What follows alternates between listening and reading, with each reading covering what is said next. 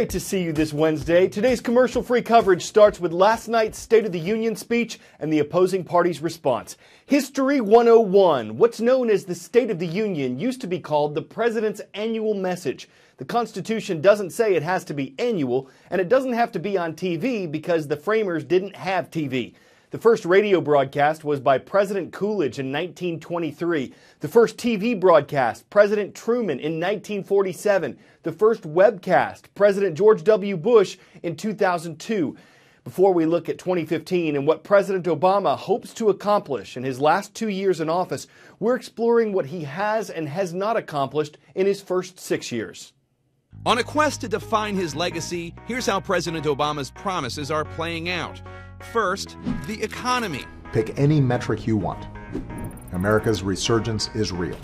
2.9 million jobs were added in 2014. That's the strongest year for job growth since 1999. The jobless rate has dropped to 5.6% in December, lowest since Obama's election. But there is some bad news too. Wages for the working and middle classes have not kept up. Second, Obamacare. Will it work? The percentage of people without health insurance has declined from 18% in 2013 to 12.9% in 2014. But there are still many questions about the law. It has not yet driven down the cost of health insurance. Obamacare has also drawn a slew of critics and tension on Capitol Hill. Third, immigration reform. I fought for you in the Senate, and I will make it a top priority in my first year as President of the United States of America.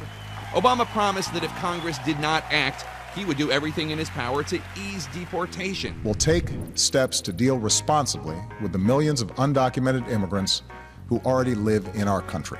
But Republicans now control the House and the Senate, and they're trying to stand in his way. And what about the promise to change the tone in Washington? We've got to change the tone of government and politics. Well, the tone has changed. It's worse, though whose fault that is depends on your point of view. You know what I see in Washington still to this day? More of the same. The same old, same old. Yeah. A lot of bickering, backstabbing. Maybe a little worse. Around the globe, the president who got elected to pull troops out of Iraq has sent troops back to deal with a new threat, ISIS. After touting the killing of Osama bin Laden, Obama is dealing with a threat that has evolved and spread and mutated into terror attacks in the West. Predictions that Vladimir Putin is a geopolitical foe have proven true.